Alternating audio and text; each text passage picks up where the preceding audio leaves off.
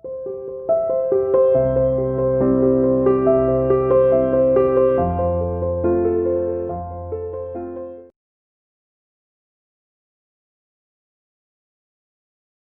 You are welcome बेटा। आज हम चैप्टर 6 करने वाले हैं, अंडरस्टैंडिंग और क्रिमिनल जस्टिस सिस्टम। भारत के क्रिमिनल जस्टिस सिस्टम को आज समझने वाले हैं कि कोई एक इंसान जब अपराध कमिट कर देता है तो उसके बाद में किस तरह से पुलिस उसकी जांच करती है, इन्वेस्टिगेशन में पुलिस का क्या रेस्पॉन्सिबिलिटी है, और उसके बाद में जो एविडेंसेस वगैरह इकट्ठे किए जाते हैं, सबूत, उनके साथ साथ ही आई विटनेसेस की जो गवाह जिसको कहते हैं, उनके अपने बयान, स्टेटमेंट कितना इंपॉर्टेंस रखते हैं, और उन सभी को कलेक्ट करके एक चार्जशीट बनाते हैं। चार्जशीट का मतलब कुछ नहीं है, जो अपराधी है उसके अगेंस्ट में जो भी कुछ पुलिस को लगे, जितने भी एविडेंसेस और आई विटनेसेस के स्टेटमेंट लिए और उनको सबको इकट्ठा करके एक रिटन फ्रेमवर्क देकर उनको जजेस के सामने, कोर्ट में, अदालत के सामने पेश किया जाता है। तो ये चार्जशीट दर्ज की जाती है, दायर की जाती है, और फिर एक फेयर ट्रायल अपराधी को भी, एक कहें कि अपराधी को भी न्याय देने की कोशिश की जाती है। उनको पूरी अपॉर्चुनिटी दी जाती है कि अपने आप की वो अपनी सुरक्षा, अपनी बचाव के लिए जो कुछ कहना चाहे। तो ये सारा आज फिर न्यायालय के अंदर न्यायालय का क्या रोल है, किस तरह से वो चार्जशीट के ऊपर काम करता है, ये सब कुछ आज के चैप्टर में बेटा करने वाले हैं। और इनफैक्ट इस टॉपिक में कुछ नए शब्द भी आएंगे, जैसे कि आप पुलिस को तो यू में ऑलरेडी बी अवेयर ऑफ। उसके बाद में पब्लिक प्रोसिक्यूटर की क्या रेस्पॉन्सिबिलिटी है, कौन है ये पब्लिक प्रोसिक्यूटर, मैं भी पहली बार सुन रहा हूं, क्या आप जानते हो तो आप मुझे बताइए।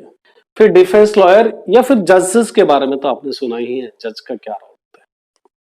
ठीक है बेटा, लेकिन ये चैप्टर स्टार्ट करने से पहले अंडरस्टैंडिंग और क्रिमिनल जस्टिस सिस्टम हम एक बार रिकलेक्ट करेंगे पिछले चैप्टर के अंदर, और जो हमने इससे पहले टॉपिक किया उससे पीछे वाला टॉपिक, उसको अगर बात करें तो हमने जो बात की थी उसके ऊपर की थी क्रिमिनल लॉ और different branches of the legal system के बारे में बात की थी, और उसमें क्रिमिनल लॉ की बात की थी और सिविल लॉ की बात की थी, जो अपराधी के अगेंस्ट में जिस तरह की कोई मारपीट से रिलेटेड है क्रिमिनल लॉ से। तो आज हम सिर्फ क्रिमिनल लॉ के बारे में ही जानेंगे, क्रिमिनल जस्टिस सिस्टम है, ठीक है ना। तो सबसे पहले इसका जो पहला टॉपिक होगा, key players of our criminal justice system, कि जो क्रिमिनल को जस्टिस डिलीवर करने के लिए, क्रिमिनल के अगेंस्ट में जो भी जांच होती है, या फिर उस केस में किसी अपराधी के अगेंस्ट जो भी केस बना है उसमें लास्ट तक उसको न्याय दिलाने के लिए, जिसके अगेंस्ट में भी जो आप कह सकते हो विक्टिम, जो बेचारा इस केस में जो जोखिम में है, उसको भी न्याय दिलाने के लिए, और क्रिमिनल को, अपराधी को भी फेयर ट्रायल करने के लिए जस्टिस सिस्टम किस तरह से काम करता है उसके बारे में। तो 4 की प्लेयर्स है जो क्रिमिनल जस्टिस सिस्टम में काम करते हैं। पुलिस का बहुत अहम रोल है, very important role of the police. Thereafter public prosecutor के बारे में हम जानेंगे, देन डिफेंस लॉयर, और फिर आखिर में जज का क्या रेस्पॉन्सिबिलिटी है। तो सबसे पहले हम पुलिस की बात करते हैं। What is the responsibility of police in criminal justice system. आपने किसी पिक्चर में भी देखा होगा, या फिर आप रियल लाइफ में भी देखते होंगे, जब जहां पर भी कोई कमिट हो जाता है, क्राइम कमिट हो जाता है, कोई ऐसा कोई अपराध हो जाता है, तो आपने देखा होगा हम पुलिस को इन्फॉर्म करते हैं, और पुलिस तुरंत, पिक्चर में भी देखते हैं, तुरंत वहां पर पहुंच जाती है।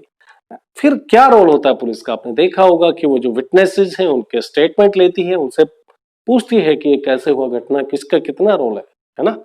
और इसी के साथ में वो जो एविडेंसेस वहां पर मिलते हैं, विटनेसेस तो हो गए गवाह, और साथ में जो सबूत मिलते हैं उनको गैदर करती है, इकट्ठा करती है, कलेक्ट करती है, और फिर उनको एक चार्जशीट के रूप में जो भी जांच होती है, पूरी जांच, इन्वेस्टिगेशन, पुलिस का काम है इन्वेस्टिगेशन करना, ठीक है। जो भी अपराध से रिलेटेड या कोई कंप्लेंट है उसका इन्वेस्टिगेशन करती है, जांच करती है, और जांच करने के बाद में स्टेटमेंट रिकॉर्डिंग का काम मैंने बात किया, जो इतने भी विटनेसेस हैं उनके स्टेटमेंट लिया जाता है, या जिसके साथ अपराध हुआ उसका स्टेटमेंट लिया जाता है, या अपराध करने वाले का भी स्टेटमेंट। तो ये स्टेटमेंट रिकॉर्डिंग वाला काम होने के बाद पुलिस एक चार्जशीट बनाती है, ठीक है ना।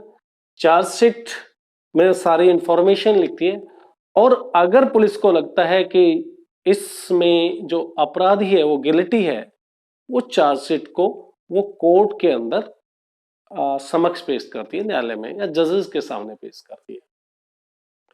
अब हम बात करेंगे, ये सारा इन्वेस्टिगेशन का क्राइम किसका हो गया? क्राइम इन्वेस्टिगेशन की responsibility lies with the police. अब पुलिस का रेस्पॉन्सिबिलिटी जहां खत्म होती है वहां पे पब्लिक प्रोसिक्यूटर का रोल शुरू हो जाता है। तो who is the public prosecutor? Basically he represent the interest of the state, यानी कि जो स्टेट है, स्टेट जैसे आप हरियाणा की बात करो या पंजाब की बात करें, तो हर स्टेट के अंदर एक पब्लिक प्रोसिक्यूटर है। ये एक ऑफिसर है, न्यायालय के अंदर ही एक ऑफिसर है समझिए, और वो सरकार को रिप्रेजेंट करता है। सरकार, कई बार ऐसे केसेस होते हैं जिसमें सरकार के अगेंस्ट में केस बनता है, तो सरकार को कौन रिप्रेजेंट करता है? वो पब्लिक प्रोसिक्यूटर। आप ही समझिए किसी ऐसी परिस्थितियों में कोई सरकार के खिलाफ, भाई सरकार अपना जो रेस्पॉन्सिबिलिटी है वो नहीं निभा रही है, कहीं पर अपराध ज्यादा बढ़ रहे हैं, या फिर किसी तरह के लोगों को जस्टिस नहीं मिल रहा है, लोगों की जो वेलफेयर की स्कीम से रिलेटेड बहुत सारे केसेस हैं जिसमें, या फिर आप समझ लीजिए कि जो कानून पास किया है आपकी लेजिस्लेटिव असेंबली ने, उस वो जो कानून है वो वायलेशन कर रहा है आपके फंडामेंटल राइट्स का। तो इन सभी केसेस में सरकार का पक्ष रखने के लिए पब्लिक प्रोसिक्यूटर जो है उस सरकार का पक्ष रखता है अदालत के सामने। या फिर दूसरे केसेस भी हैं जिसमें कोई गरीब है जो अपना वकील नहीं कर सकते, उनके केस को सरकार की तरफ से पब्लिक प्रोसिक्यूटर जो है वो एक उसकी तरफ से पूरा फेयर ट्रायल दिलाने की कोशिश होती है। तो this is the responsibility of public prosecutor. और डिफेंस लॉयर के बारे में भी जानते हैं कि डिफेंस लॉयर क्या है। जिस कब किसी, देखो अपराधी है उसको भी अपना पक्ष रखने का पूरा अधिकार है, ठीक है ना। तो वो जो अपराधी का जो पक्ष रखता है उसको वकील, वो जो वकील है, इज द डिफेंस लॉयर, ठीक है ना। वो अपने अपराधी को सुरक्षा दिलाने की कोशिश, उनकी सेफ्टी, उसको अदालत जो जस्टिस उसको कम से कम सजा मिले, वो उसके लिए वकालत करता है। तो ये हो गया डिफेंस लॉयर।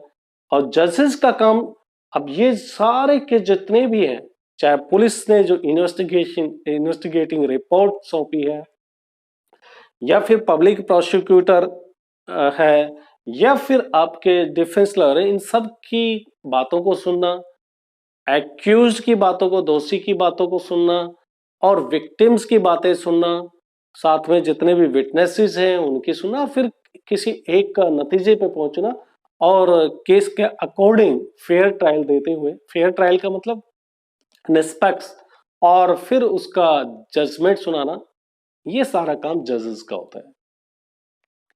अब what is the role of police in investigating the crime, हम ये बेटा टॉपिक नंबर 2 है कि क्राइम का जांच करने में अपने पुलिस का क्या रोल है। जैसे ही कोई घटना घटती है, पहले रिवीजन ही कर रहा हूं मैं, सबसे पहले हम अपने समाज में भी देखते हैं, हम पुलिस को इन्फॉर्म करते हैं, या फिर एक FIR लॉज होती है, फर्स्ट इंफॉर्मेशन रिपोर्ट, कि उस घटना के बारे में प्राथमिक जानकारी पुलिस तक हम पहुंचाते हैं। FIR आजकल तो ऑनलाइन भी कर देते हैं, नहीं तो पहले पुलिस स्टेशन जाते थे, आजकल पुलिस स्टेशन भी जाकर हो सकती है। अब उसके बाद में प्राथमिकी के आधार पर जो FIR लॉज होती है, पुलिस उसकी जांच करती है केस की। जांच करने के ड्यूरेशन में वो सभी विटनेसेस, या फिर जो जहां पर क्राइम सीन हुआ है वहां से कुछ एविडेंसेस जो कुछ अवेलेबल है वो इकट्ठा करती हैं, और उनके आधार पर एक चार्जशीट तैयार होती है, अदालत में पेश करती है। अदालत जो है जब निर्णय देती है तो इन सभी चीजों को अपने जांच में रखती है, अपने ध्यान में रखते हुए निर्णय देती है। अब हम बात करते हैं कि जो अपराधी है उसका, या जो एक्यूज्ड है, जो जिसको हम अरेस्ट कर देते हैं या पुलिस अरेस्ट कर लेती है, उनके भी अपने कुछ अधिकार है। किस तरह के अधिकार है भाई? ऐसे तो पुलिस किसी को भी अरेस्ट कर लेगी, तो इसके लिए एक कमेटी बैठी और उनका निर्णय आया और उसने ये डिसीजन दिया। इसके लिए एक कमेटी बैठाई गई और उस कमेटी की कुछ गाइडलाइंस थी और साथ में आपके कॉन्स्टिट्यूशनल राइट भी है, जब अपराधी है जो एक्यूज्ड है उसको भी अधिकार है कि वो उसको जब भी कोई पुलिस अरेस्ट करे तो अरेस्ट वारंट पुलिस के पास होना चाहिए। कारण पुलिस से पूछा जा सकता है, अपराधी कारण पूछ सकता है अरेस्ट का, और उसको यह अधिकार है कि 24 घंटे के अंदर अंदर डिस्ट्रिक्ट मजिस्ट्रेट के सामने पेश किया जाना चाहिए। उसको ये भी अधिकार है कि वो अपने फैमिली रिलेटिव को इसके बारे में जानकारी दे। उसको ये भी अधिकार है कि उसके परिवार का जो कोई एक सदस्य है वो जो अरेस्ट करने के लिए अरेस्ट वारंट है उस पर साइन करे और इंडिविजुअल के खुद अपराधी के भी साइन हो। तो ये सब बातें हैं अधिकारों की। और इसी के साथ में जो भी स्टेटमेंट पुलिस के सामने अपराधी देता है उसके आधार पर कोई जांच नहीं हो सकती। वो हेल्प कर सकते हैं जांच में, वो पुलिस के सामने दिए हुए स्टेटमेंट वो अदालत के सामने वैलिड नहीं होते हैं। अदालत में जो स्टेटमेंट आते हैं वो महत्वपूर्ण है। पुलिस हो सकता है किसी से दबाव में कुछ उगलवा देती है, ये भी एक अपराधी का अधिकार है कि उसे पूछताछ करने के लिए उसको ज्यादा टॉर्चर ना किया जा सके, उसको परेशान ना करे, उसको शारीरिक पीड़ा ना पहुंचाई जाए। तो ऐसे अपराधी को भी बहुत सारे अधिकार हैं।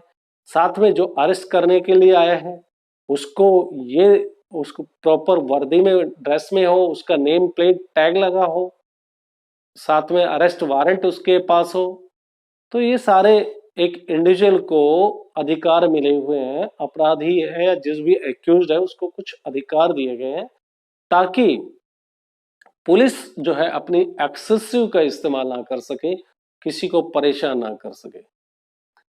तो आज हमने सिर्फ इतना ही लेना था, key player of our criminal justice system में किस किस का क्या रोल है। पुलिस का, आप पब्लिक प्रोसिक्यूटर के बारे में समझ गए, डिफेंस लॉयर हमने समझा दिया, जज किस तरह से डिसीजन लेता है, और पुलिस का क्या रोल है वो भी हमने बात कर ली। चार्जशीट फाइल करने तक हमने समझ लिया। उसके बाद में पब्लिक प्रोसिक्यूटर है, वो सरकार का पक्ष रखता है, ये भी बात कर ली। ठीक है, उसके बाद में जजेस अपने जो भी एविडेंसेस और विटनेसेस है उनके आधार पर निर्णय देते हैं।